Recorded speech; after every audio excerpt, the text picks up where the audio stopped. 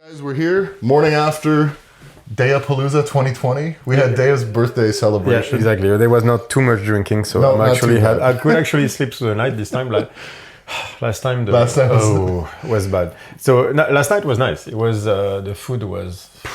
Richard spoils us. Yeah. So we went over. The red light district is still empty, if you will, of tourists. Completely. And so it's And workers and everybody. So it's so you know that the sex workers are the last one coming back in. really September 1st. no shit. Yeah, so I'm wondering if they're doing it to limit tourism. Because, like, I do believe, because I remember reading an article about this, where they were saying that they blocked the restaurants and the coffee shops first to get in the article, said to get the people from Belgium away. So I don't know, because everybody's telling us it's about the Brits. So for basically to limit tourism. Well, it is seems to be interesting, the right? key. If you think about, though, to limit tourism from a safety spread of the virus standpoint, where it's like, okay, we could have all these implementations in place that allow these places to function, but if they're able to kind of function, people might still be flocking to this location because it's just, so you're better off. I could maybe understand that logic, actually. Yeah, well, at least it seems to me just because it stops the.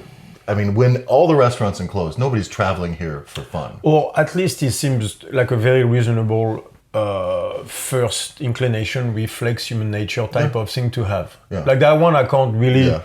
Yeah, it sounds. Yeah. It might not be the best way to do this anyway, but I get the idea. Yeah. I get it. Yeah, if you had to stop the borders or you couldn't lock down borders, you could. Fine, we'll just make it less interesting. Yeah, exactly. Right. But it was funny. We were talking to some of the locals, the neighbors around there, and they were saying we hate the really Brits. and that they really kind of like this. Yes. They're like, we're realizing we've never had it like this, and they think they really Because they they were saying like England, so London or Manchester to Amsterdam is like 40 euros. And so they're complaining mostly about the Brits. They show up at 6 a.m. They don't get a hotel room, so they go all around Amsterdam with their small suitcase everywhere. And then they just get plastered through the night, puke everywhere, from what I understand, shit everywhere. Shit on people's steps. And get on the plane back home. Yeah. And so Amsterdam becomes a place where they can what they cannot do at home. Yeah. You know why I believe that? Because we have the Germans doing that in Paris. Okay. And so growing up, I knew that because in Germany everything is like this, but in Paris it's more chaotic than the German culture. So they come, they get piss drunk and piss everywhere on the stuff like that. So it's right. It's in people do in other places what they don't do at home. In South Dakota, what we get is obnoxious hunters with money from other places that fly in to shoot birds that are basically farmed rats and not interesting to us at all. And they come in and walk out with their big tough sportsman muscles, in the end. They were basically you shot go, a feather on go the ground. You go do your plate. Exactly. Your plate. You took a shotgun and went do your pretend man stuff exactly. and get the fuck out of here. Yeah, I hear you. Right, but in Cabo. Yeah. Oh my God! Like when I was there, because we bought a property there. Like literally, like after 2 days, I was like, Mexican people must have a really bad impression of white people. Yeah. Because it's people, especially in that place, drunk at 11 in the morning, drinking, like margaritas and the stuff, and treating everyone like shit. Hey, go do this. Oh my God! It's like it's impressive. There's going to play, like we go to Mexico, and I'll do one of two vacations. I'm going to do the resort, live like a king for a week thing to just unwind, or I'm going to like kind of live in the shit and kind of just party my way through the town and then come back, But yeah, when you're at the resort, you get like there's just things that happen. And you're like, I guess this is the way it is. I walk to a table and someone pulls the chair up behind you and puts it in under you, and I'm like, and most people by day 2 go, oh, so I own the place. I guess I deserve it. Yes, and I own the place, so therefore I'm going to treat everyone like shit. And they're like, hey, you over there, brown guy. I also thought they walk with sombreros. No, I also thought the same thing about Chinese buffets. Because for the most part, almost all the Chinese restaurants where I'm from are worked with people from Asia. Or the employees. Not Mexicans in the back. No, not where we're from. Not in South Dakota. Because in California, that's what. And so, but all they get in front is like just the most obnoxious fat Americans like me going in there like, why can't I get my 5th plate? This stuff's cold. Get me a new one. And they're like, dude, come on, and it's just always that thing. But where there wasn't any of that was last night at the red light district for Dea's birthday. Exactly. Because there was nobody there. We took the entire dining room table from Richard's house and put it outside on a parking space. And a parking spot right next to the canal. Yeah. And so brought out eight of us too. A big tub of mojitos with a spout on it.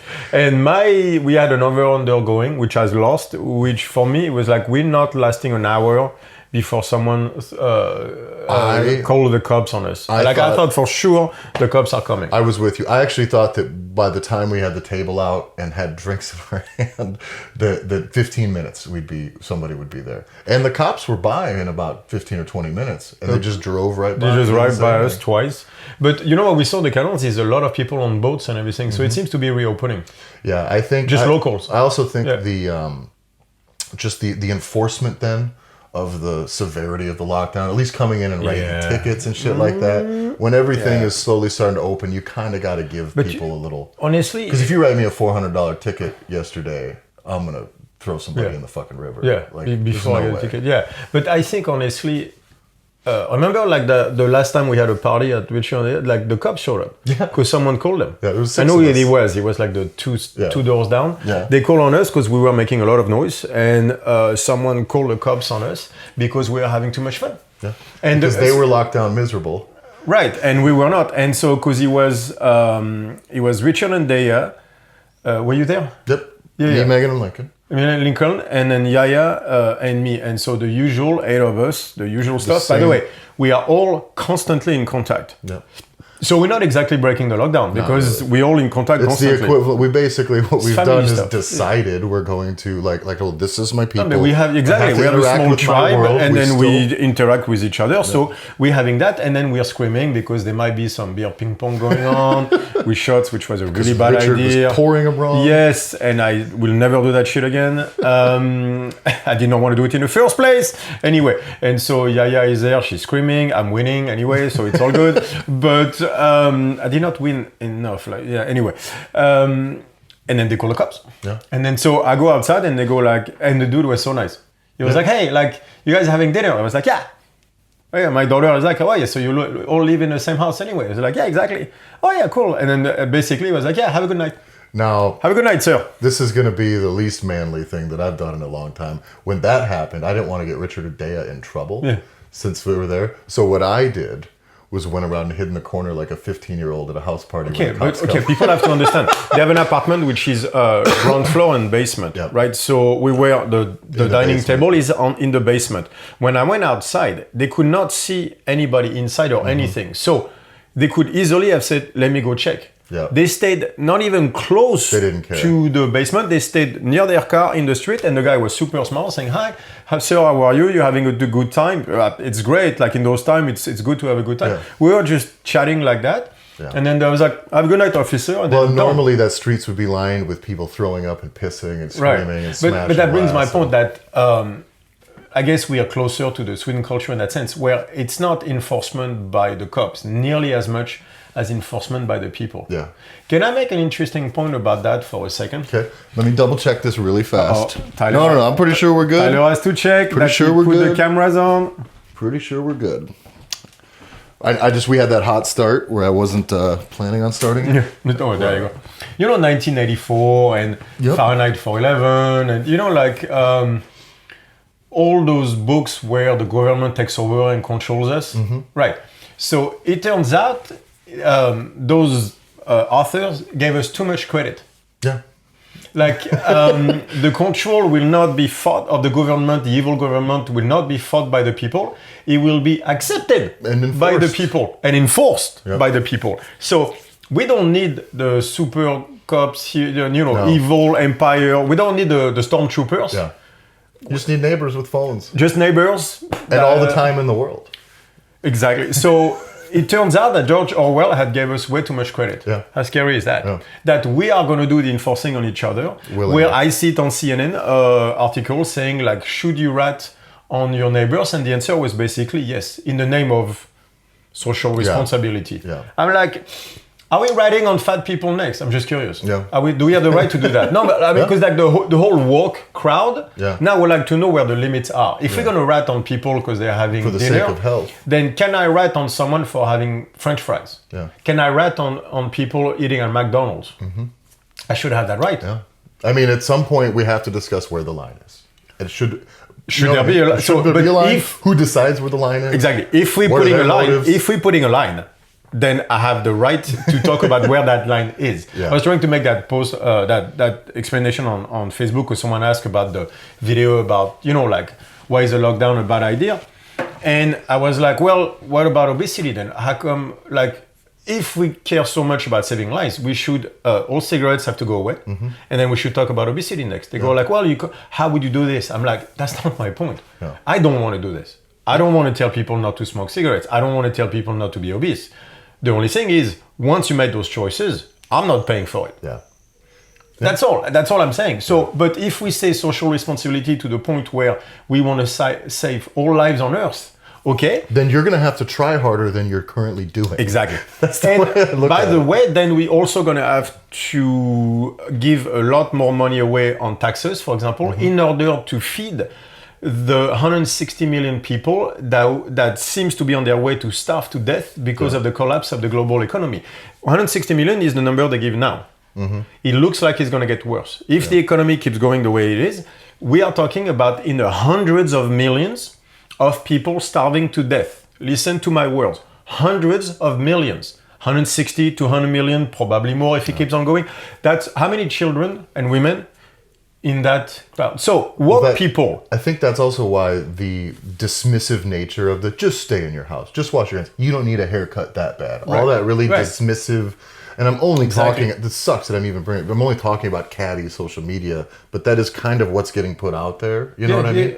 And that is the bad one. Yeah, the bad aspect. But like that dismissal of, we just need to be locked down. You don't need to go out and do all your shit. For another year, as some people are saying. There are no systems that are separate from another system in an economy and a society. And people don't understand that. There's an old thought exercise, maybe I've talked about it before, where it's, okay, we need to keep open every sector of the economy that is going to take, because we need pencils. Number 2, pencils.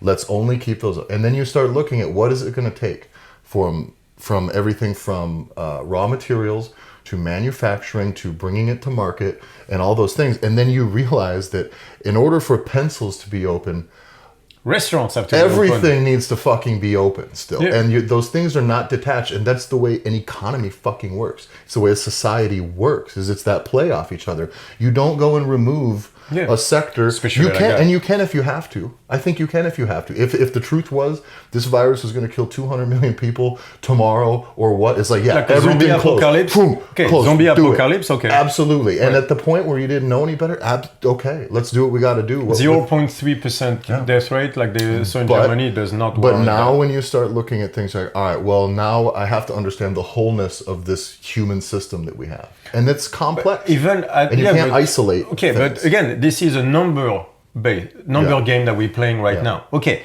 some people have said, we can do it for another year or two, which sounds, is that the world you want to live in? We don't have a choice in a way. But okay, so then we're talking at least 500 million dead people from starvation in other places. I'm like, if we play a numbers game, then necessarily this is the number we're looking at. Yeah. To save 10,000 people here, we killed 100 million over there. Like, do you understand how, like, the woke crowd annoys me so much on this? Is like, do you only care because it happens in your background? Mm-hmm.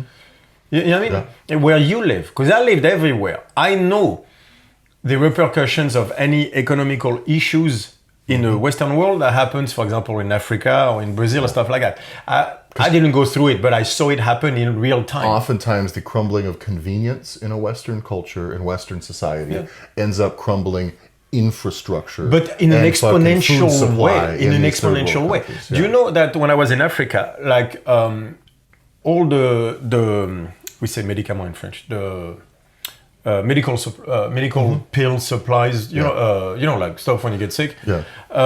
Is so most of what you find in Africa is the stuff that was either rejected from Europe and from the Western countries, not even rejected, or past date, past due date. That's where they sell it. They sell all due date stuff in Africa. And no, it's not a conspiracy theory, because I lived there. And I saw it with my own eyes. You have people working, like the mamas with the stuff, and they have all the stack of pills there, and they all usually do dates or refuse stuff. A lot of the cars that I saw in Africa were the cars that were refused for issues. They were shipped to Africa. Like there's a number of stuff like that. So talking about medicine, if it comes mostly from China, like for example, the medicine in the US, 90% comes from China. You start to disrupt that. You disrupt him, not just the road to America, but the way he channels back in other places and things like this. And within systems that are much more fragile, that are perched much it's more exponentially. When those are. systems get hit, they get hit exponentially because you have to understand, like in Africa, like where I was in the bush, Katiola.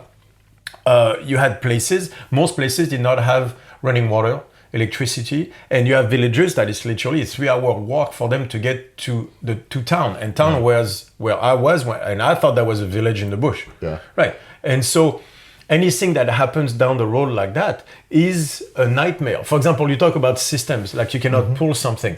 Do you know what has devastated those small villages the most in Africa? Christian help. Yep. I talked to you about that. I was about to say something similar. Go ahead. Yeah. I like this point. Because it's very important to know, like donations. Like, the Christian donations, and everybody wants to send blankets. One of the ones, a big one, is like Tom's shoes, which is a great cause on paper. You buy these shoes, and we'll donate a pair of shoes to Africa. Right. And so what you have to understand is those villages are built a specific way, where there's one hustler.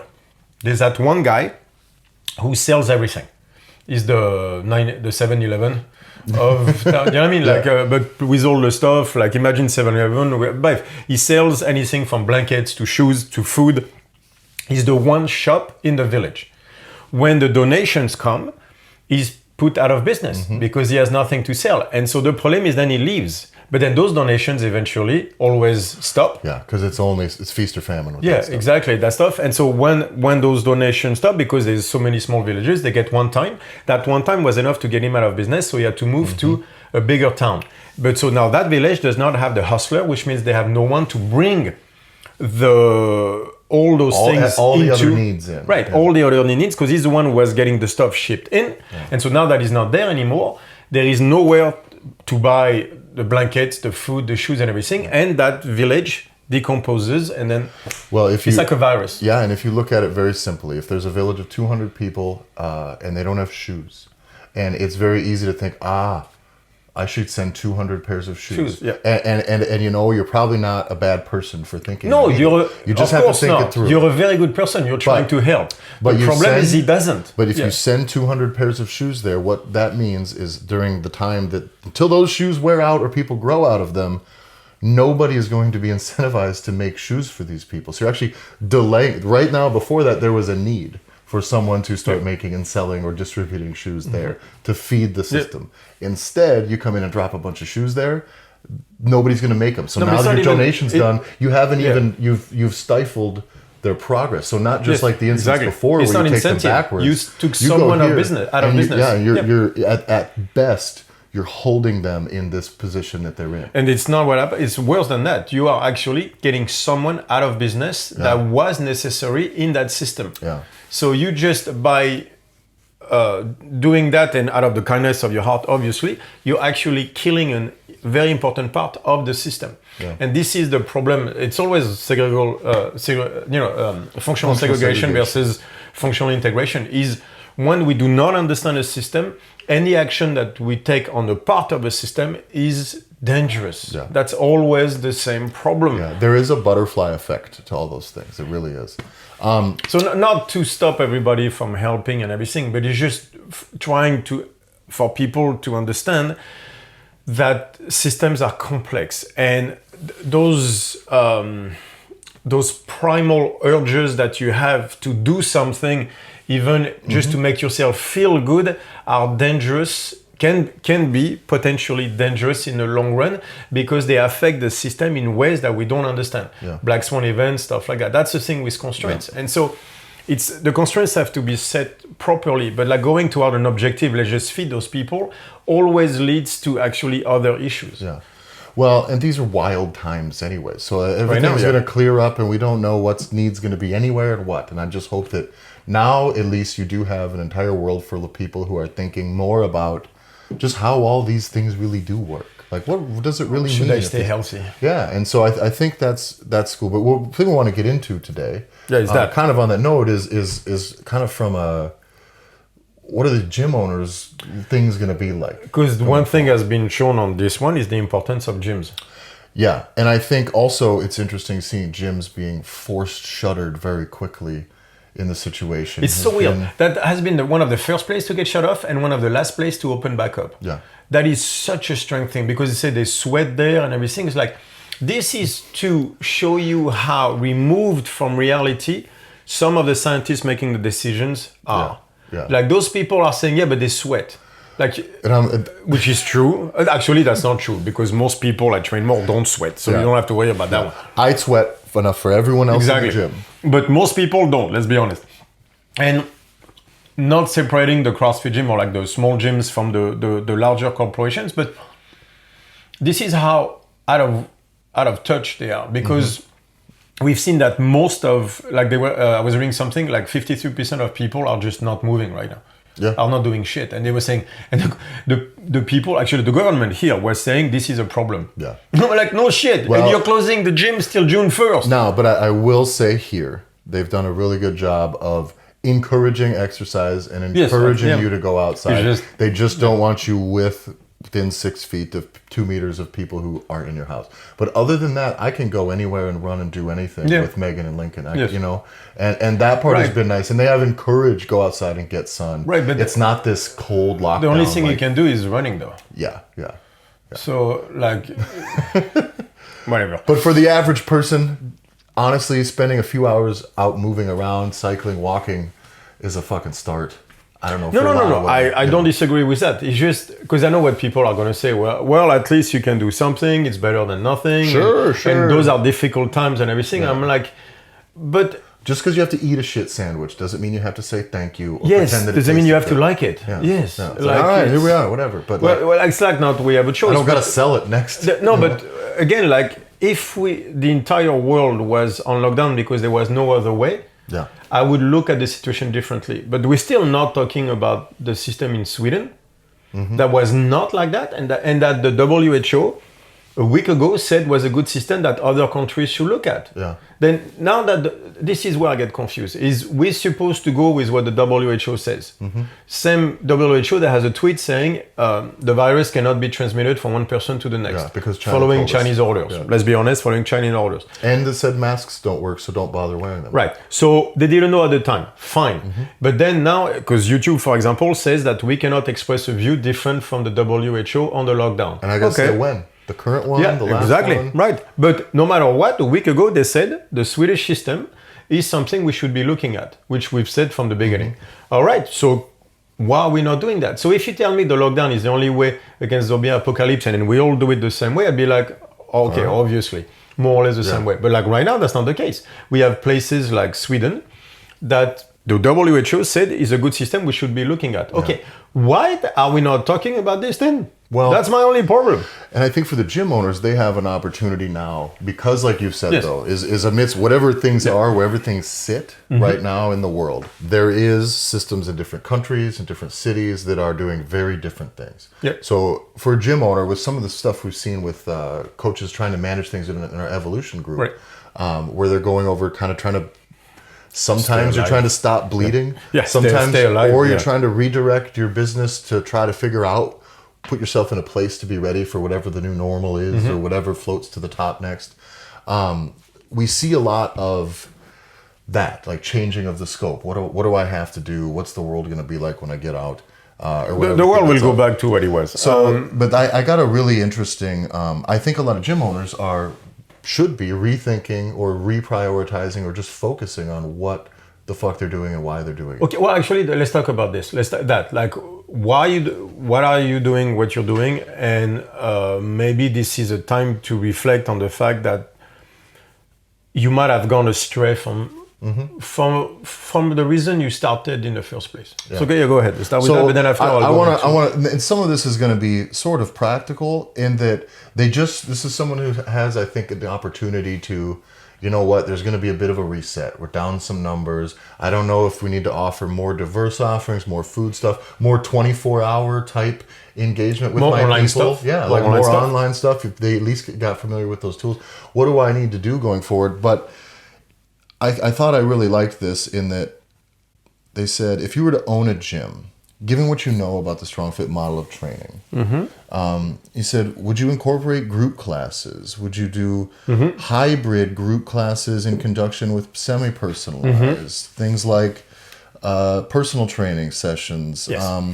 And they have there's lots of ideas. And I just got to thinking, he said, of course, changing is scary. This would increase our pricing, position us very differently, might be a hard sell.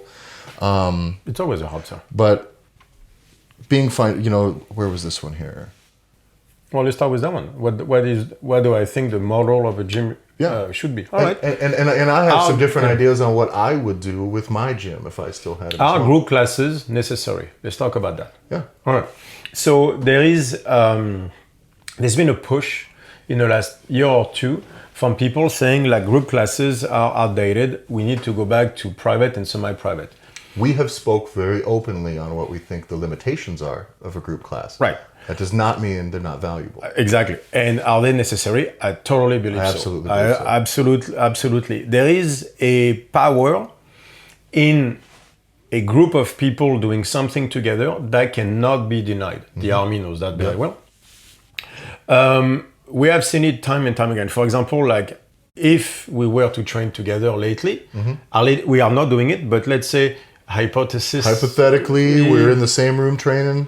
Like, with Richard, you, me, Deya, Megan, Yaya, and I mean, like, if such a situation were to occur, you would see that there is an energy that is being created, and then within, if hypothetically we have been doing that for the last 2 months, the last 2 months, by now you would see that a tribe effect would have been created, obviously, because it did not happen, but if it were to happen. And that energy, like that feeding of each other, and like you have the ladies that have their own vibe, that would have their own vibe right now, and then the guys do their thing. But there's when the progress starts to be made amongst those people and they start to go, like you each elevates the other and you start to see everybody starting to make progress. And this is a power you don't get in semi-private and private sessions. Yeah.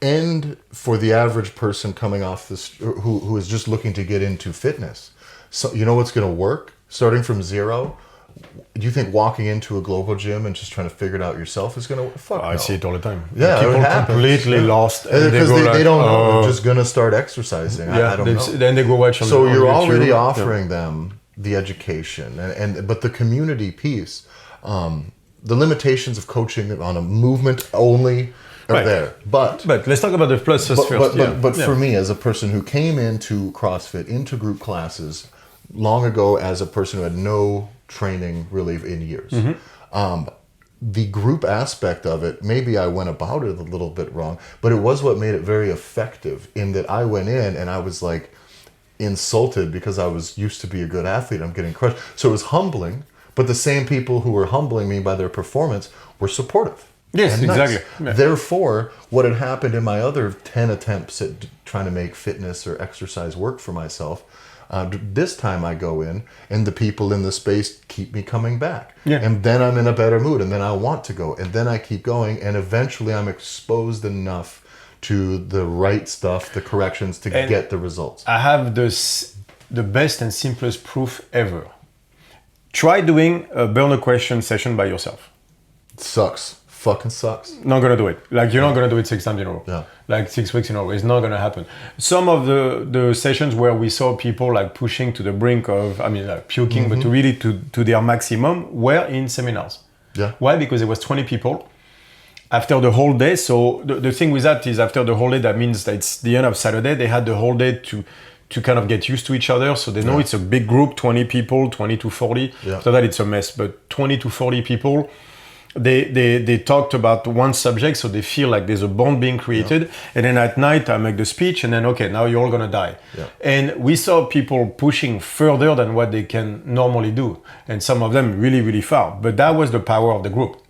If I had taken them in a one-on-one, they would have pushed, but not like that. Now, I think there's so that alone sits as not just the value, it's a necessity. It's a necessity. If you're going to not harvest, but if you're going to curate or a community of people with health in mind, you better have them involved with each other. Yes, and it doesn't have to be exclusively, but I do think the whole community needs to be there for each other.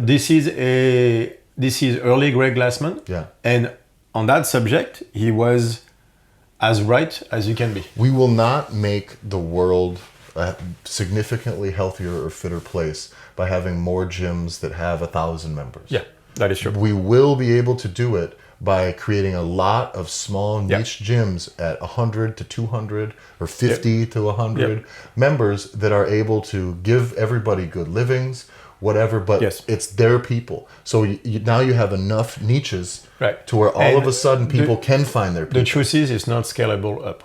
No, that's the thing with group fitness is look at your fucking classes. Look at what you're doing to get all these people through.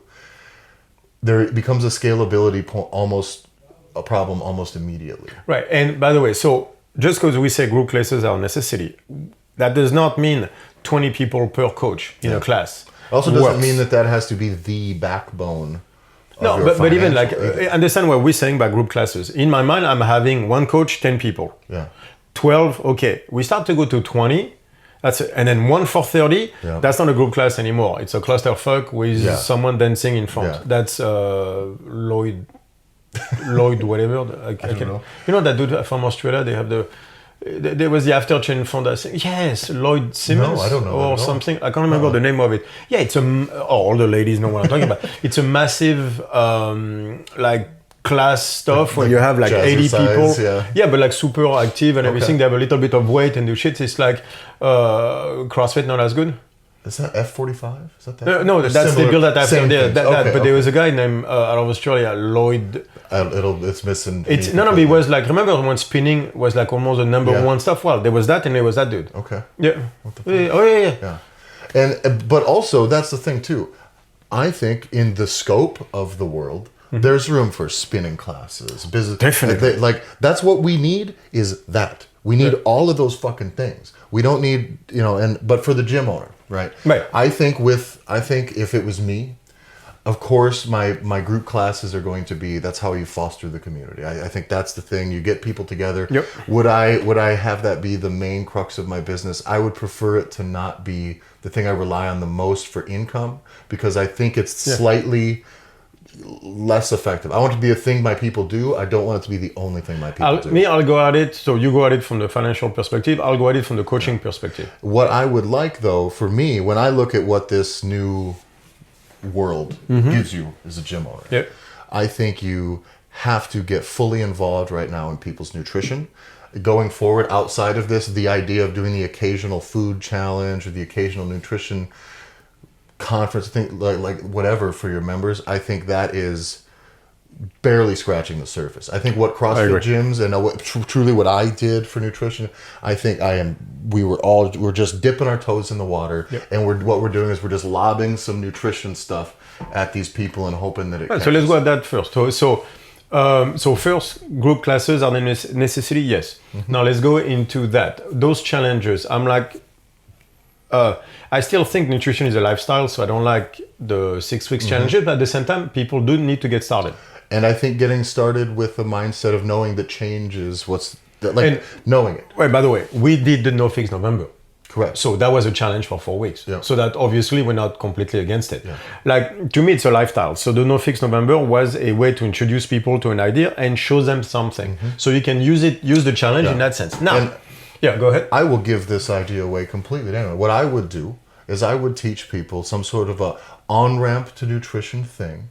is what I would do. Would be a course, an online thing, because I don't want to have it. Again, we learn these tools in this time, so you can have an online thing to engage in your members while they're at work or while they're sitting at the, so there's all sorts of things, but you can get them to transition to a nutrition. In my case, I would go the protocol way, the transition into the protocol. Then from there, I would go to a kind of just a check-in based, just an ongoing relationship with the tools that they have. I think running nutrition, not just sporadically, but concurrently, and having it be, in my opinion, I would do my nutrition program of equal or more importance than my group fitness class. I would prioritize that amongst my members, not to try to make money. I don't even know where I would price. That's beyond for me. Philosophically, that is where I start, because that's where everybody needs to be. I would like to take this one step further. Okay. And I thought I went far enough. No, because, not enough subjects.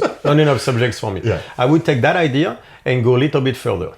I would take that idea, like the nutrition protocol, as an introduction to health, to taking care of yourself, right? Because that's the new world, and I think people will be more receptive. Yeah. But I would like to go one step further. After that, because then you can price point this and make money off of that in an online format, which means instead of just introduction to the protocol, after that, we do introduction to sleep, where we start talking about how do you sleep? Yeah. Do you sleep better? Do you have vivid dreams? Do you wake up more tired than when you went to bed? Like you start to basically establish, I have to stop saying basically, I'm getting better, but I have to stop entirely. You start to establish the constraints for health. Yeah. And it's not just nutrition. Nutrition has been based traditionally as a constraint for the six-pack, let's be honest. It's about getting leaner. We get that one all the time. That's not the point of the StrongFit protocol. It's for behavior and sleep and everything. I would like to go past, let's lose a few pounds. I understand the idea of getting started on something. But the problem is always the same when people say, let's get started, no, that's where they stay. Yeah. It's the same thing with antidepressants, where everybody's always, well, it's just to start you. Yeah, but then now I have one-on-one conversation with people that tell me that their doctors are telling them that they will be on those medications forever, for life. Otherwise, suicide, which sounds like blackmail to me anyway. Anyway, that's another problem. At some point, you're like, is that a threat? Anyway, that's another problem. But this is usually what you get when you hear someone saying, well, just to get them started. Then from there. Then from there does not exist, because they are relying on a system to get them somewhere. By definition, they will keep relying on that system. Yeah.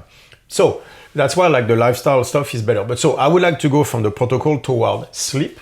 And then from there, talking about things like that are necessary for health. For example, issues with anxiety, issues with, mild depression, stuff like that, because we know exercise can help.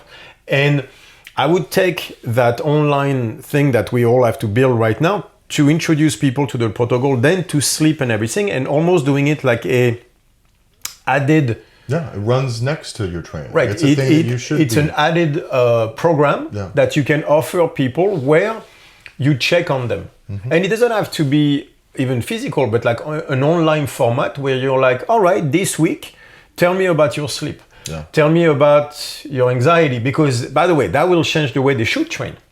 Right? If they're very anxious that week, maybe you can back them off training and get the Disney December going. Yeah.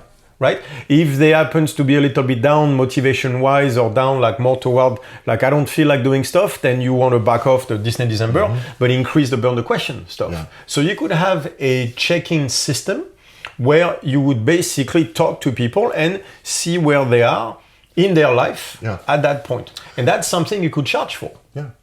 Well, and I think you absolutely should. But the other thing is, it could, in theory, if you the pricing, none of that stuff matters, because you could simply make that a requirement and charge more for your whole thing.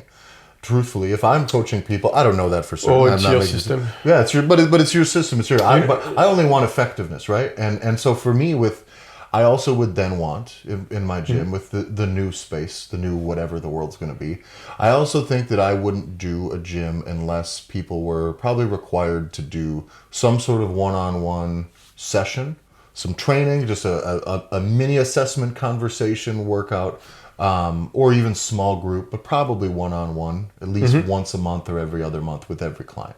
And I think in doing that, you're able to always keep people checked back in. That's one way. And well, because then you're progressing the specifics. So all of the little things, and you can know this person does have this thing. And you don't have to do a full rehab thing with them, but a moment to give them an understanding of that there is a plan. And it's hard to do that in a group class. I've seen coaches that can do that. Yeah. I've seen coaches that can go to group classes every day and make everybody feel. But it's hard to do it. Yeah. Some can, I can't. So I need a better system. That's why a better system. You know who I think is getting a very good hang of that is Dennis Marshall of New York. Yes. Sorry, Dennis, I forget the name of your CrossFit gym, but he's doing a very good job at that. Where because we had long conversation over time. Dennis is a L4 and OG CrossFit. Yeah. Even like his gym was one of the first one. His wife is L4 as well, so they're like OG CrossFit as they can, and they are going that route of.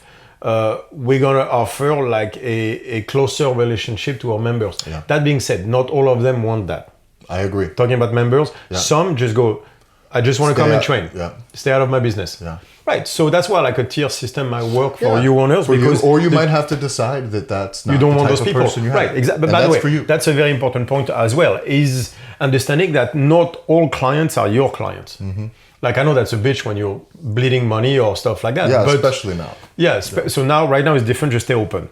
But after that, you're gonna have to realize that all your people maybe were not your people. Mm-hmm. Like the people that bailed on you week 1 and canceled their memberships. Maybe you've done so much for them for the last 5 years, right? Week 1, they bail on you.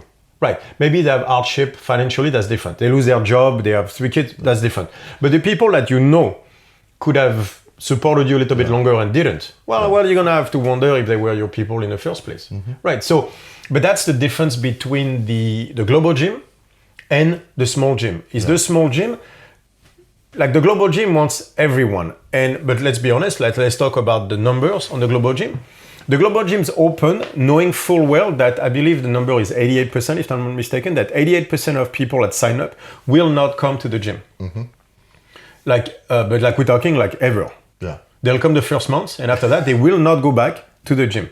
Like it's close to 90%. The numbers are ridiculous. That's a model that is not about the health of the clients. Right. And so that's part of the problem with the fitness industry, because it's the same shit with protein powders, the same thing with that. Most people buy them and they don't use them. So so you have that aspect of the fitness industry. Then you have us, the people that are built toward coaching, that want to help people and everything. That's going to be a completely different model. So the whole idea, like we should get as many people in as possible, that is not you. Yeah. You should get as many of your people as possible. And then you need to make sure that you do create space for somebody. That's the thing. If you can sustain and make it be your people, if you're very, very much draw those lines. I always encourage every gym with their social media, whatever you do for marketing, is quit marketing for fucking like whatever general. It needs to be your thing, your fitness, your constraints. Right, let's talk about this for a second. Your people. Define that. Exactly. And so that you're getting those people and nobody else. And you know why they're doing it in a bland way? Because they're so afraid, because I had a conversation, they're so afraid of saying the wrong thing or offending. They go, if I do that, if I position myself, I'm going to lose some people, which is true. But what no one also sees is that by positioning yourself, you're going to gain some clients that would not have come otherwise. So you will lose people because you position yourself a certain way, but you will also gain people that would not have come to you if you had not positioned yourself. So we've talked before in the past about like finding your color, whatever it is, the thing is, right? And I think as a gym, as a business, what you need to be doing is you need to first find your color, know what it is, what you want, what your vibe is, what it wants to be. Then you need to blast that color out to everybody that's be yourself, and you will attract that and not anything else. And don't accept anything else. And at that point, then if you're red and somebody else is green, they're going to come in, they're going to know, you know what, that's not for me. And there's somebody else can be green. You open up that market. But if you're standing there all beige and gray and fucking uninteresting, and you don't stand out from any other place, that's why the world thinks that just fitness is just understand, fitness. That green person that is not coming will tell a friend or something that gym is red. And that guy will be like, but I'm red too. I want that gym. You will attract people that would not have shown up otherwise. There's a couple gyms in our hometown. There's some CrossFit gyms, some global gyms, and we started Massonomics Gym, private only, meatheads, swearing. It's not a gym that you can be a member of. You kind of got to know your people, right? Well, for a reason. Basically, it really kind of was. Yeah, like you'd have to meet a guy, To meet a guy. And so, but that is really, but people would hear about it, and everyone in town was like, fuck, nobody wanted to train there on average. You know what I mean? Nobody, relative to the general public, nobody wanted to train there except for the 40 baddest motherfuckers around, which is exactly what we wanted. And by the way, that's enough money for that gym, exactly what it needed. That was a business model. To double its space and make it self-sustained. And Tanner has a playground of all the equipment in the world that he doesn't have to pay for because he can't do this shit in the YMCA. And so it's the perfect model. Exactly. Yeah, as long as it pays for itself. But what that does is that people go, I know what that is, I don't want that. People go, I know what that is, I want that. And that's the thing I think. I don't see a lot of CrossFit gyms doing that well enough. You know why? Because there's not enough people saying that that system does work. All they hear that system does not work. Mm-hmm. So, for example, a lot of people are scared of the burn the question training session because, well, if I kill my members, they're not going to come back or whatever. That is not true. I had people that came to do the one-on-ones with me, which was at the time $300 or $400, whatever I was charging, just to get the selfie at the end. I don't know if you remember that phase when on Instagram I was putting the selfies. Where I was like this with my tongue out. Right about the time I missed those. Things start moving along. You've had plenty of opportunities. I'm glad you've left me out of them so far. But like the tongue out, the selfie face, that was so good. Yeah. I had people coming to train asking for the selfie at the end. I was like, well, you're going to have to earn it. Yeah. So literally, you had to earn your selfie with me while you're dying on the ground. Julien would look at you disappointed while you're kind of dying and just walk away. No. I would get you back on the sled. Like, hey, dude, wake up. You got to go again. No. I ain't taking this picture. Exactly. Once you're mine, you're mine. Yeah. But I attracted obviously a lot of people, enough for people to know, and that got me to understand people better. And what people want and what people need are not always the same. Yeah. So that's why your color is so important, because once you find your color, you know that color. It's your color. Yeah. You know every little shade of it, so that when people come, you have a better understanding of who they are. You see them, you go like, I feel you, theory of mind. Yeah. I understand you because you're my color. Like if we go back to the theory of mind, you cannot understand someone who is a different color than you are. Yeah. So therefore, you will not be able to service that person. Not in a racial way. No, not in a racial way. We say green and red. Listen, I'm trying to avoid YouTube's hard algorithm. Yeah, right.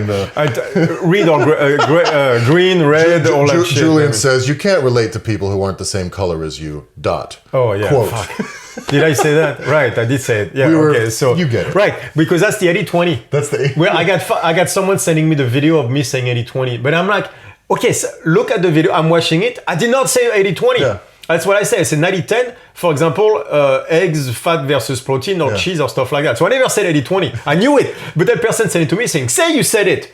I said the words 80-20. That did not apply. You know who I'm talking about. Because she's going to text me after. Yeah.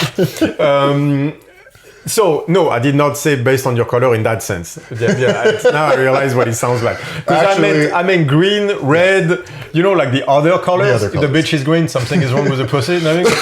Remember? That's not me, that's Eddie Murphy. That's in Raw, So, I'm sorry. I just drug you. I just drug you into the water. No, but do you remember that one? Raw, Delirious, I never get the two right.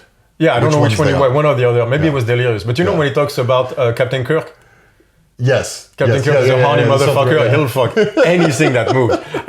But okay, so did you see the first remake of Star Trek with the new kid? The new kid. Yeah. Right. The girl he has sex with when the tail.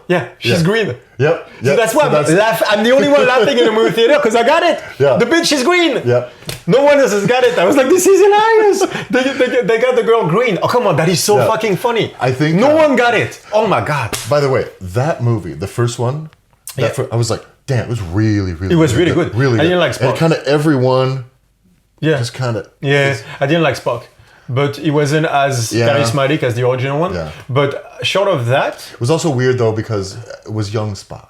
So I couldn't really figure out if it was the youth of a young Spock. I wasn't a big Star Trek guy either, but if it was the youthfulness of it that was throwing me off, or you know what I mean, if that was I just think he didn't carry. I think all the other ones were awesome. I think he didn't carry the role. Anyway, that's my opinion. What was the doctor guy's name? On the doctor? Bones? Yeah, hated him. Oh really? I liked him. I thought it worked okay. Yeah. And you see, beyond the first movie, his acting is so weird. The character didn't bother me at all. I like him as an actor. The guy, for some reason, that guy and that character, it was like I was just watching. Okay, so let's talk just about the first movie, because after he went downhill.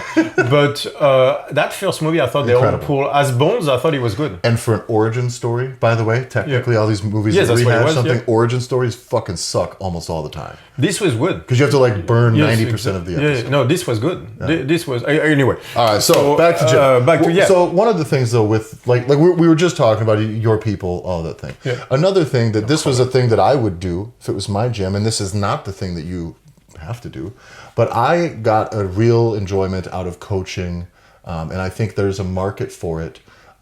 Youth small groups for health or fitness. Before we go there, can we go one-on-ones? Let's do one-on-ones first. Yeah, let's do, because that's going to be something everyone should check out. Yep. So business model that I think is good for me is first is group classes, necessity. Then the keeping in touch, so that can be more online because they only spend on average like online, 4 or 5 hours nutrition, at your wellness, gym, all stuff like that. That I think the online format that we're all trying to build right now would be very beneficial for that. Yeah. Then after that is what is the problem with the group classes?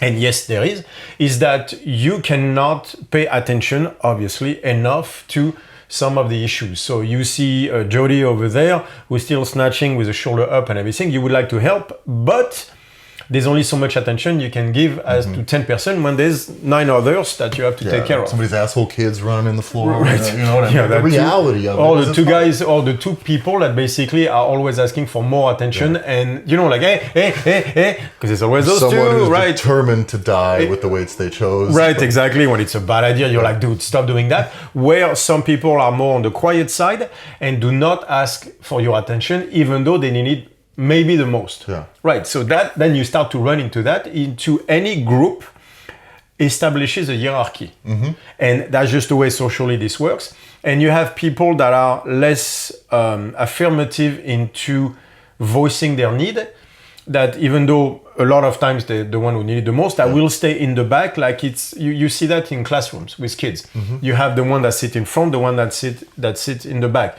the one that talk too much, the one that doesn't talk enough. Like you have all those groups exist within a social structure. The second you have a group of 10, hierarchies will put themselves into place. Yeah. That's just the way this works. And so that means that you are not capable of offering certain things that the person needs. Mm-hmm. So that's why our one-on-ones are semi-private, let's say 2 people at a time, necessary. I believe so.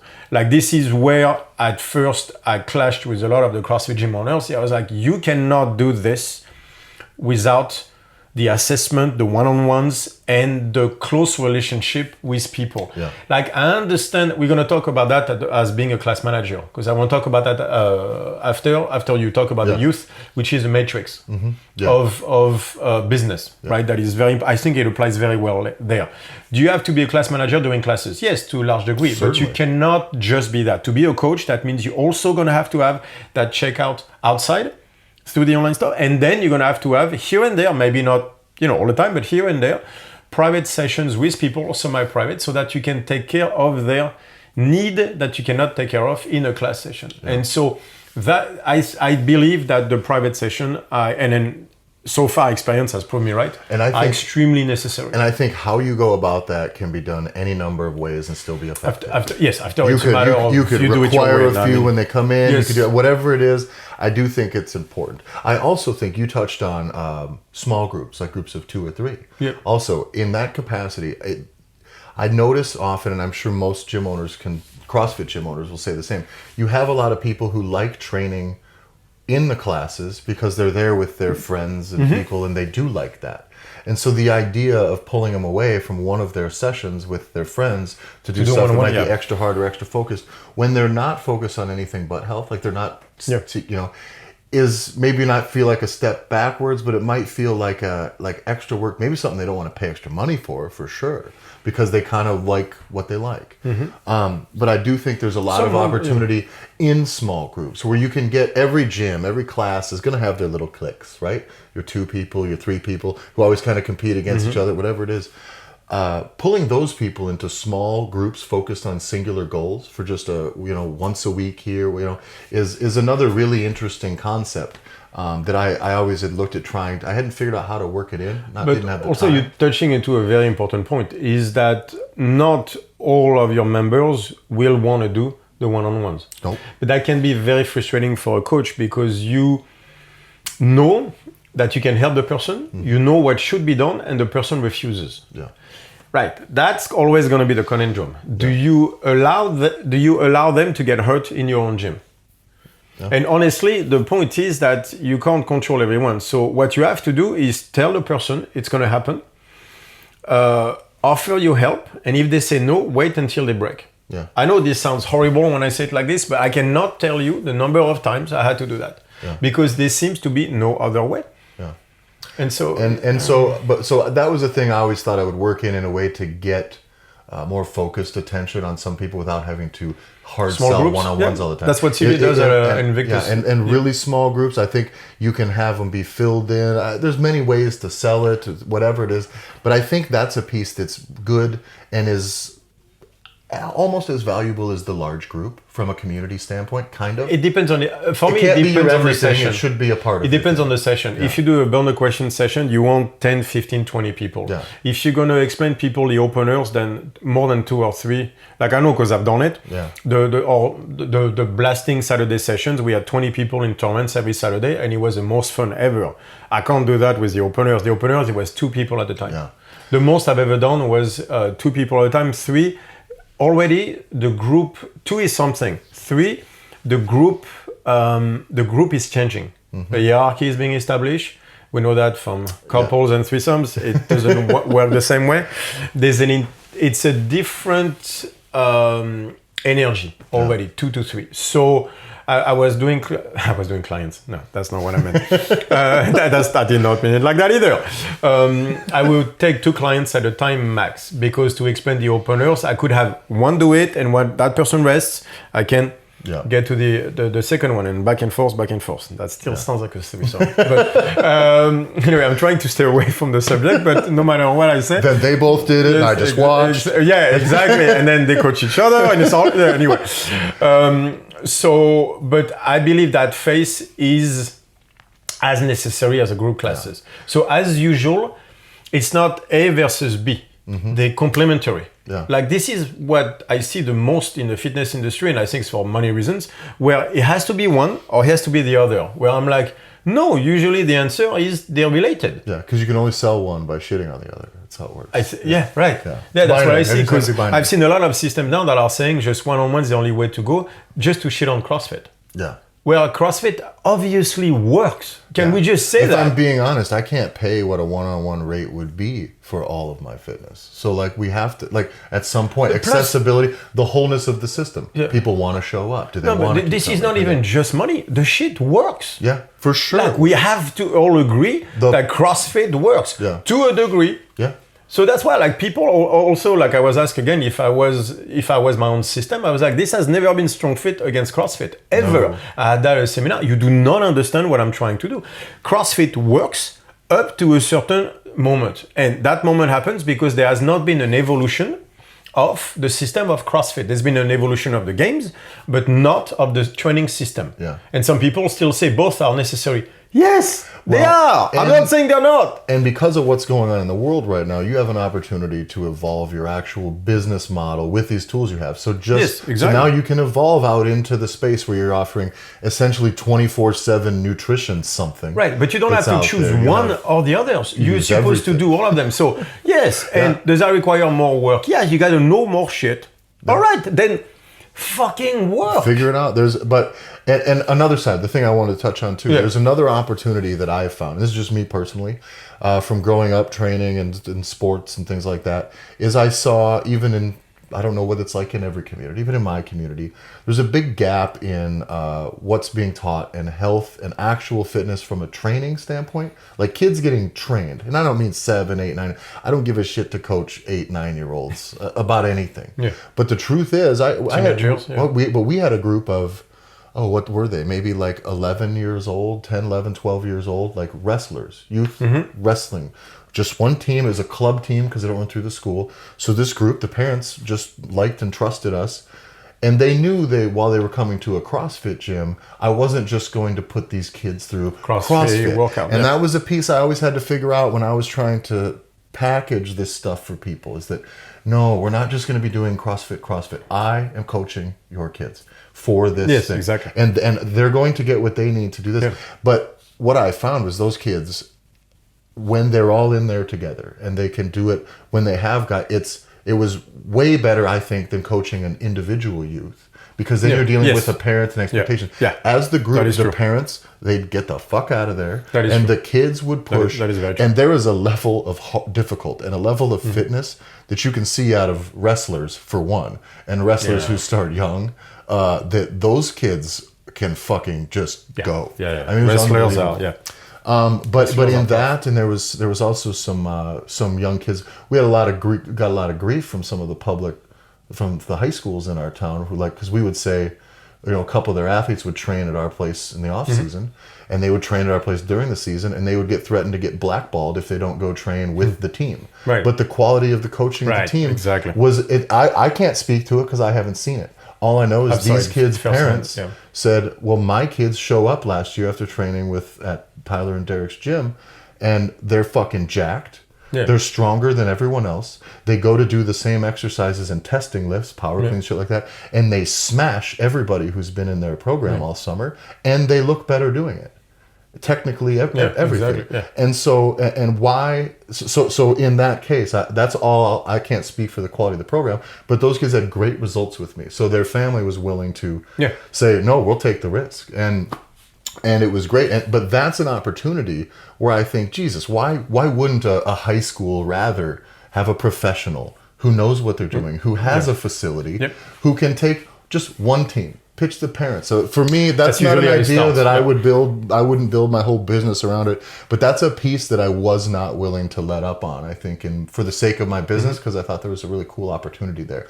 I had done some talking with high school football teams too, where it was like, why don't I just come in? I'll even give you my first off season. I'll just come in and train this first off season with them. I'll coach them on your facility, and then I'm going to put together a proposal. And I think a lot of coaches don't do that. I believe more and more is starting. Yeah. But I've seen from talking to owners, like, it wasn't CrossFit enough, was one of the blocks at first. Yeah. But that's because of the culture of CrossFit talking about global gym is the enemy. And you know what? And I wouldn't be bringing my people in doing like full-on metcons like, but there would be conditioning that would be described as that. But that's the thing, is you're not doing what CrossFit is. You're not a CrossFit coach. You're a coach. That means you do CrossFit. Yeah. But you're not a CrossFit coach. You are a coach. That's who you are. Yeah. And then as a coach, you do CrossFit, you do strength and conditioning, you do some burn the question session, you do Disney December, but you are not a CrossFit coach. Now you are a coach. Here's the thing that I always thought was interesting is these people, very often the parents, the toxic parents who spend a lot of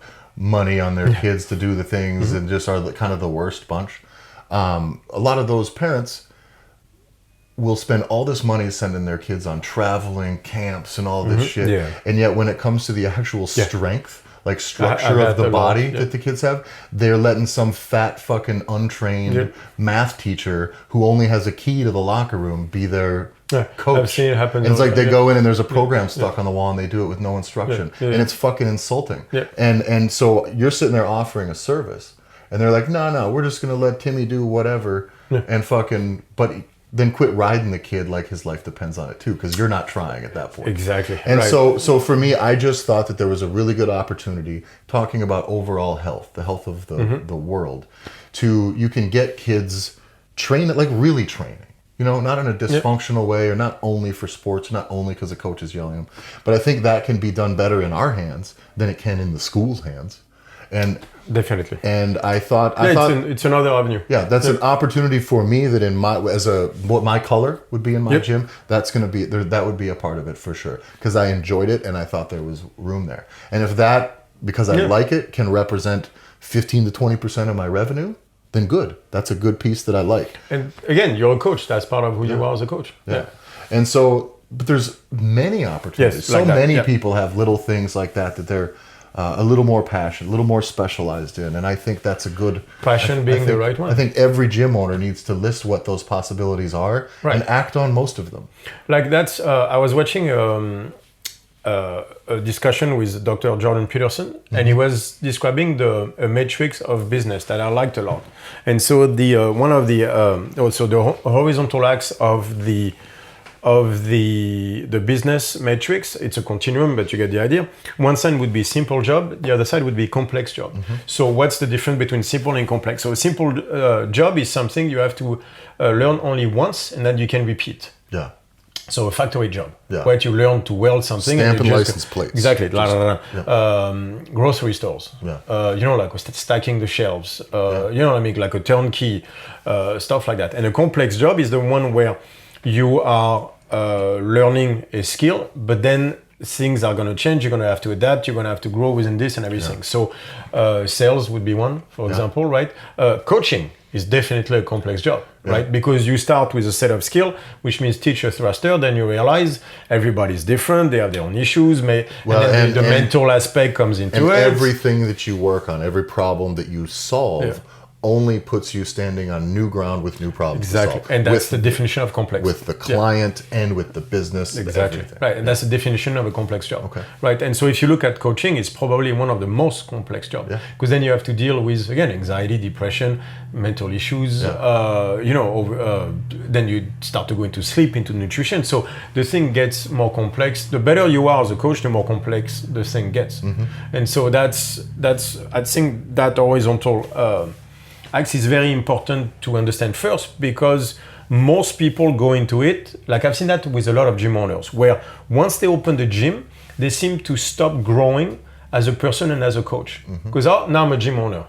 I'm like, right, but it's not a simple job. It's where you're a gym owner, or what you're talking about then is the other axe, which is the vertical axe, which is axis, which is manager versus entrepreneur. Right, manager is what? Is someone, structure-based, very strict. I like to call that a system operator. A system operator, a class manager, a system operator, someone who has structure in place and going to make it work. And then you have the entrepreneur who's chaotic, who's creative, though. Me, basically, chaotic and creative, who can deal with changes very fast. And reshape things as they need to be reshaped and everything. Whereas a class manager is very good with structure, but the problem is once he's set into the one direction, he can't change. If I go to extremes on both sides, right? Course. Which is what you see when a company starts growing. You see the manager starting to take over. And that means that the more they take over, the better the thing runs, but also the least flexible. The less flexible a company becomes, to the point where they cannot change direction when they need to, and then they die. And they take, what happens too is as the manager, as whatever that role gains more control, or just out of necessity, you automatically will pull back from the complexity as well. Meaning everything has to become simple, and then everything is way too rigid. So if you look at that matrix, right, it really goes either this way in a corner or that way. You either, when the system gets in balance is when, for example, the manager simple has too much power. On the other side would be the entrepreneur complex. Too crazy. As that's me. Is then eventually you don't sell. So what is the problem on that side, for example, is us at StrongFit. The problem we have is we have great content. Selling it is the problem because it turned out that content is less than half of the battle. You can have the best content in the world and 1,000 people watch it on YouTube. Whereas some dumbass over there has 5 million because they sold it better. Right. So those are the two problems that you have. So now the question is, as a small gym owner, is being a small gym owner or a coach more on the entrepreneur complex side or more on the manager simple side? I would think entrepreneur complex side. I believe that's what the job of gym owner and coaches is. And not in the extreme. Not in the extreme. Because there is a level of process that has to be done. And but you have, in my opinion, you need enough on the simple, enough of that foundation. That's when you hire people. Exactly. But you need enough of that in place so there is a structure. And other than that, as an entrepreneur, as what this job is, coach, gym owner, whatever, I think you have to, all the ideas, the things we talked about today, your brain has to work like that and you need to act on those things. And continuously. Your job is to have those ideas and then do it and try it. So you as the gym owner are the soul of the business. That means that the soul of that business, the small gym where we help people, is on the side of entrepreneur complex. Right, you have to stay there because your job is to get better at that so that the soul of your business stays clean and growing. And it will not stay viable if you reduce it all the way down. If you go towards simple manager. And it may become financially viable, but then it will, for a long time, it will not be effective. That's not your job. And then once it no longer becomes effective, eventually you die. It becomes less financially viable. Yes, and so, exactly. So the point is that is not your job, the structure stuff. But the problem that very complex, very entrepreneurial type very open trade persona make is they hire people like them. And that's the mistake like we make and stuff like that. So your job is to stay as far on the complex entrepreneurial as you can for have a successful small gym. But your job is also to hire people that are in the simple managerial style. And guess what? You won't like them. No, they're going to be on your because it's a liberal versus a conservative. Funny, it actually works like that. The manager simple is more a conservative type because he's more structured, and you're more a liberal type because you're more open trade system. So that means that you're going to clash with that person, which is good because that clash is an arch, brings attention that will make your company grow. But so the biggest problem that I saw is people, gym owners, most of them, at least in the CrossFit world, are coaches or athletes, coaches that want to say, I want to do it my way. So they all, let's call it the red, which is the entrepreneurial, very complex. They're all very much red. And then they open a business and then everybody's telling them, but you have to learn the yellow as well, which is simple managerial. And the problem with that is, and it's true that as an owner, you need to know everything. But that doesn't mean you have to be everything. You just have to know what that side needs to do so you can respect the decision and understand when they talk to you. But your job is to stay red. And then after that, you have to go higher yellow.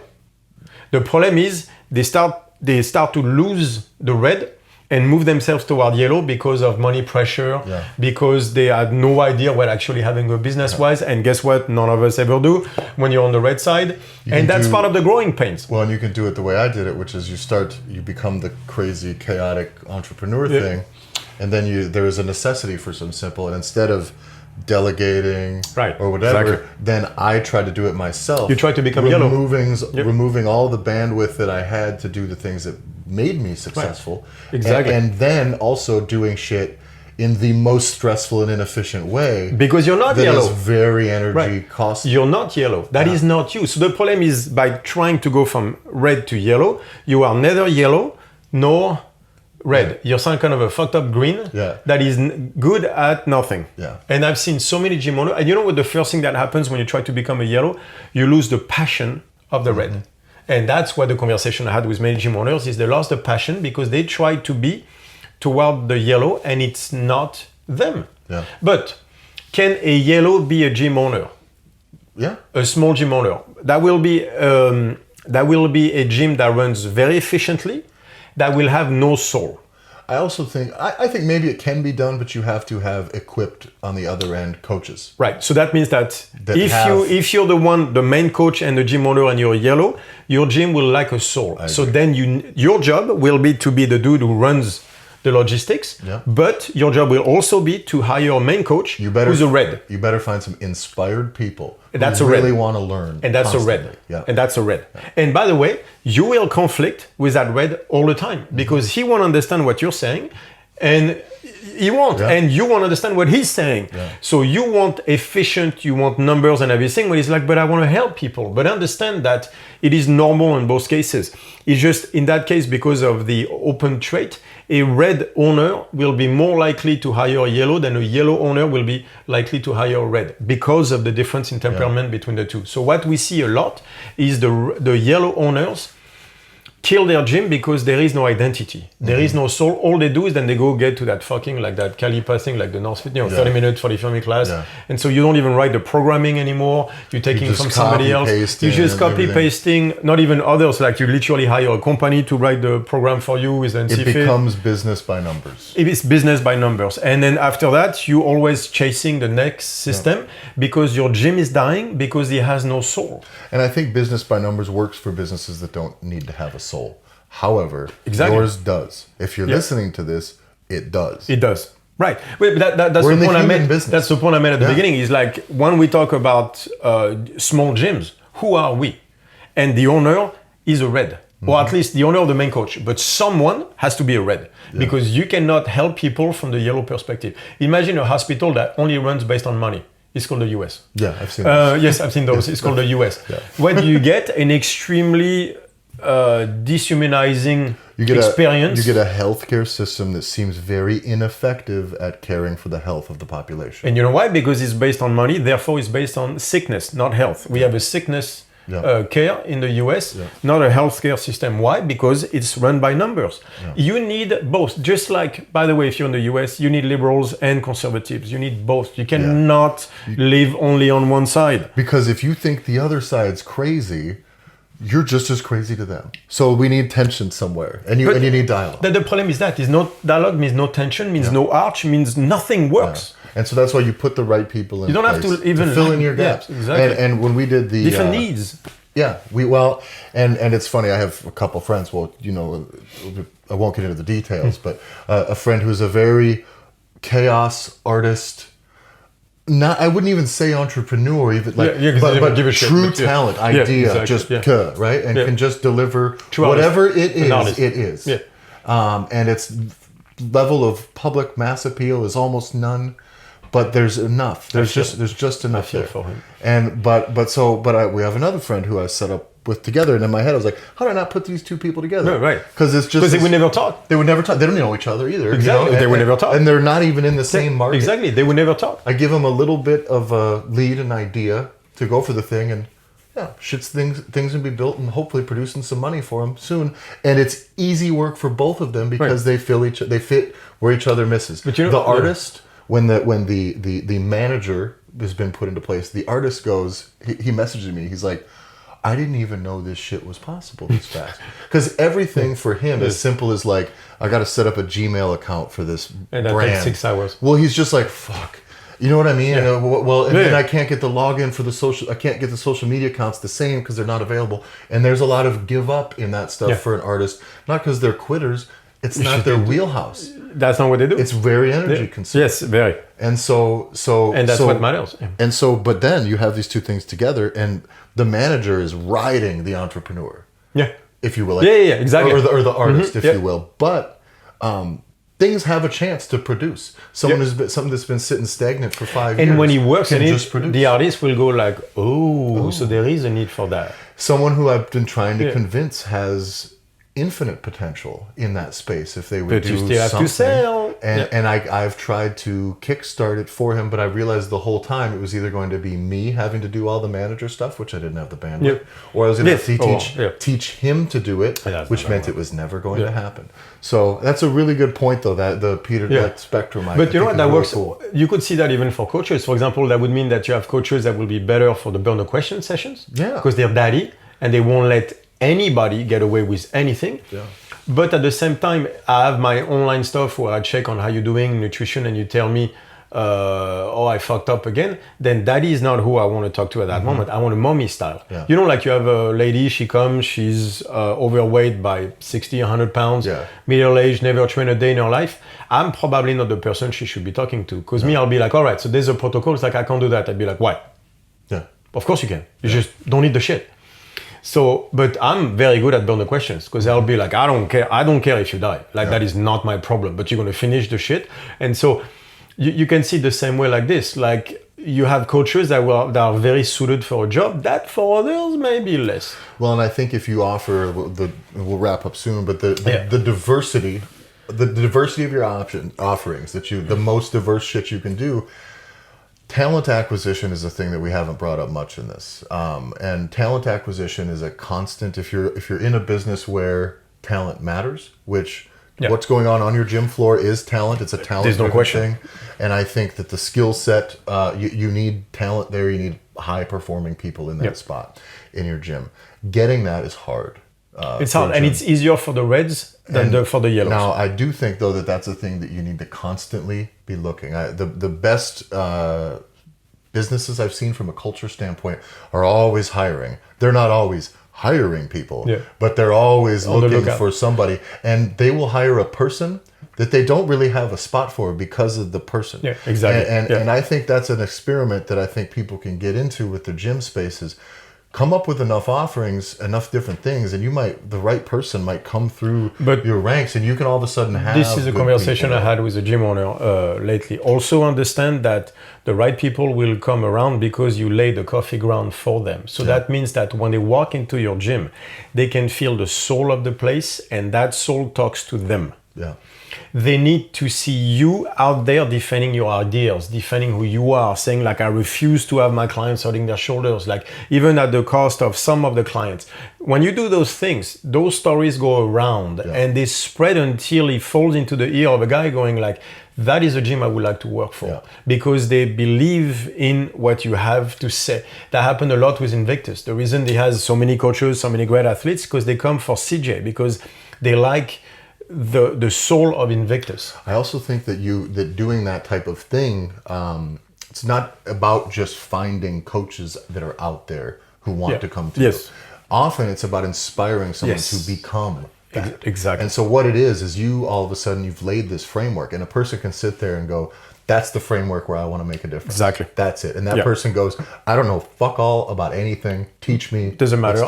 Because that's actually fairly simple to do. Yeah. But finding the right person who has his heart in the right place, that's what's difficult. And I'll wrap up with one of the things when I'm in the heating and air conditioning business, we had very much technical skills needed for people to come on. Any number of technical skills, there's you needed a lot of them to be put anywhere for even a day, kind of. We couldn't hire anybody based on technical skill. If you're a CrossFit gym owner, you probably know the same thing. There's not a lot of really qualified CrossFit coaches just walking around your gym and hiring part-timers from your, But what we did in the heating space was we're always looking for just people. The right personality, the right vibe, who were in the service, wanted to be in the service industry to help people, to just help people. There's money to be made too, but the transaction is when I show up to your house, I don't have heat. Or you don't have heat, I can come in, all I need to do is say, don't worry, no matter what, we're going to make sure your house is warm tonight. I might not even be able to fix it, but I've got some temporary heaters I can bring by. And at least he calms down their anxiety and then their stress level. But so finding a person who feels that way and can communicate that genuinely enough, I will teach that person how to run a fucking voltmeter and how this shit works. Exactly. And the truth is, if the person can do that, they can call me on the goddamn phone and with FaceTime, and I can walk them through everything that they would have to check at some point. Here's the tools, don't know anything about them, we'll get you there. Just be nice to people. On that subject, I'll finish on something I learned from Curtis McGwen, who was the head of that hedge fund. It's Ivory Capital, that was the name of it, that we talked during the Epstein episode. And by definition, your top guy will open his own place. Always. So that's the same thing with gyms. And I was like, all right, so how do you keep this top guy, when he made 250 million, his top guy made 5 million that year. And he wanted to leave because there wasn't enough money, obviously.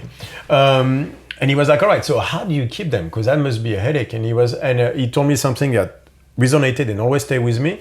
He said, as long as they can learn from you, they'll stay with you. Yeah.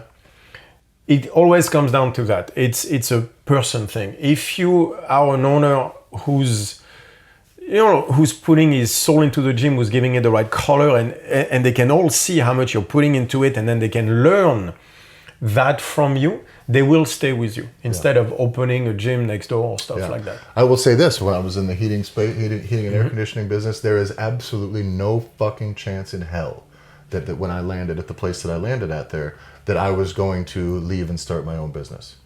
The last 2 employers I had before that were certain that when I left, I was gonna just get a van and get just do the thing. And I always had the entrepreneurial vibe.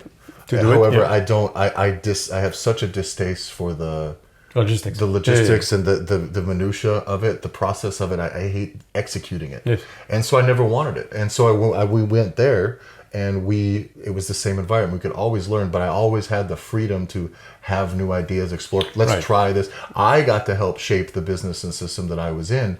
And most people, when you go to a job, when you work somewhere, if you feel like you're just doing a job, it's kind of, you all got to be there with weapons ready to fucking go. A red needs a red environment. A yellow needs a yellow. You need both in a business, but you have to understand where people fit. And don't take your entrepreneurial, your red guy, and make him start doing yellow work. Shit. That's part of the problem. Is then they are going to leave. And the truth is, your best coach over the course of a career probably still is going to leave. But it's okay. You know what I mean? Eventually, over the course, it might, I mean, what are the averages? But at some point, there's value in But if you've done a good job, there's someone to replace him right away. Exactly. Someone who's also willing to learn and things. Like for me, it's stop the A versus B. You started as a red, you don't have to be a yellow. That's not true. Like, even though a lot of people, like, because that's what a lot of CrossFit coaches are reds by nature, and so they're being sold stuff on the internet, like system that tell them, well, let me turn you into a yellow now. You can't. Yeah. You're red. It doesn't work like that. Like, I'll never be a yellow, and I don't want to, but I can hire yellows. You know what I mean? Like, and this is what you have to learn. Yeah. So, gym owners out there, it's going to be weird. It's going to be weird. It's going to be different.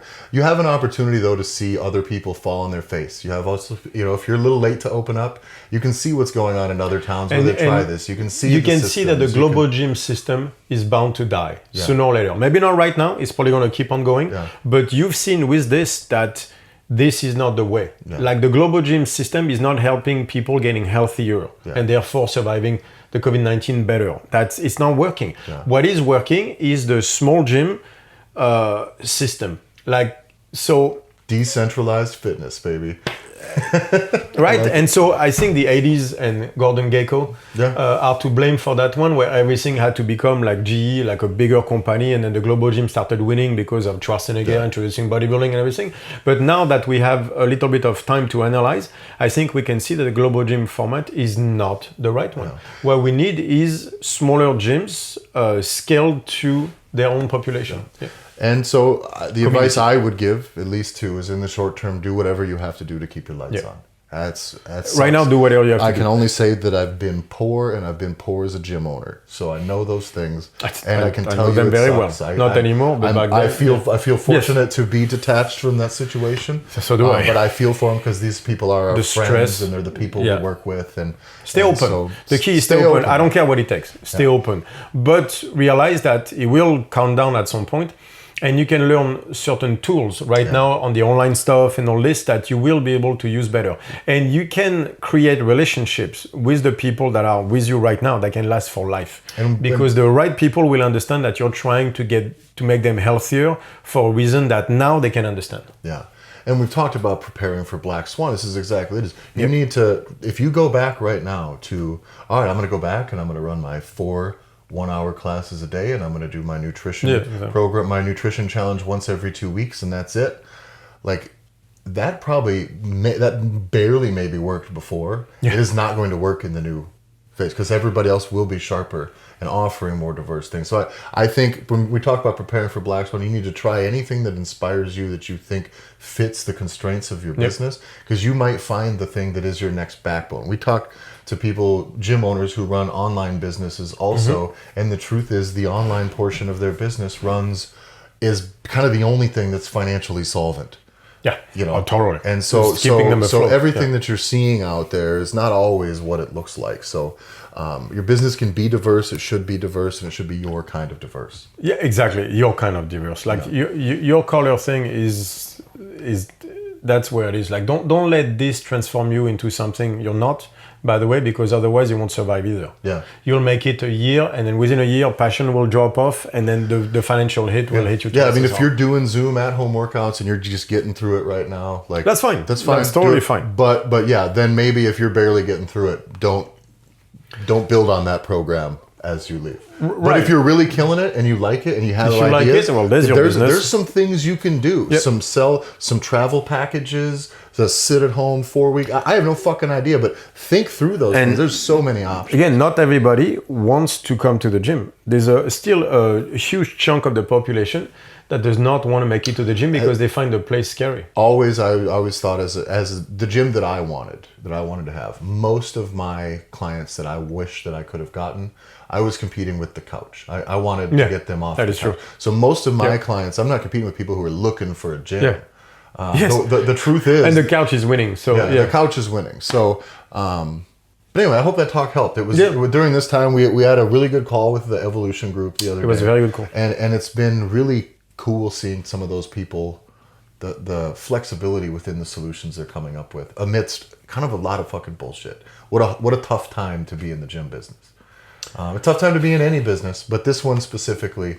Right, but maybe this will force the change in the fitness industry that is necessary. Yeah. At least it'll never be one thing, but maybe it's the first step toward changing the fitness industry that direly needs it. At least maybe right now we can see that the model of the global gym is not the best one. Yeah. You know, like I'm hoping, I think it's going to be like the way Rome fell, which is with waves of barbarians. It's not one that did it. It's waves that finally brought the empire down. Yeah. And it's corruption from within, which is exactly the fitness industry. Yeah. So I think that the corruption is gonna be shown enough that waves of things like that will finally bring the beast down. Yeah. And that centralization of power with very, between the supplement industry and then the major chains of global gyms, which is hold the power over everything. Yeah. Yeah. Anyway, I hope. So find out more at strongfit.com. Sandbags, apparel, equipment, strongfitequipment.com and .eu. We have the functional integration training template is going to be there. Also one-on-one Julien coaching. That's on strongfit.com. What else? Fuck. Don't know. I don't know. I'm not listening anymore. I'm trying to think of what other programs we have. You say it every time. By now they should know. I don't know. StrongFit Library. He's StrongFit 1. Click and subscribe. Ref and Stone. Don't fucking... Actually, at this point, I might be able to make it work. But all right. Thanks a lot, guys. We'll see you in a couple days.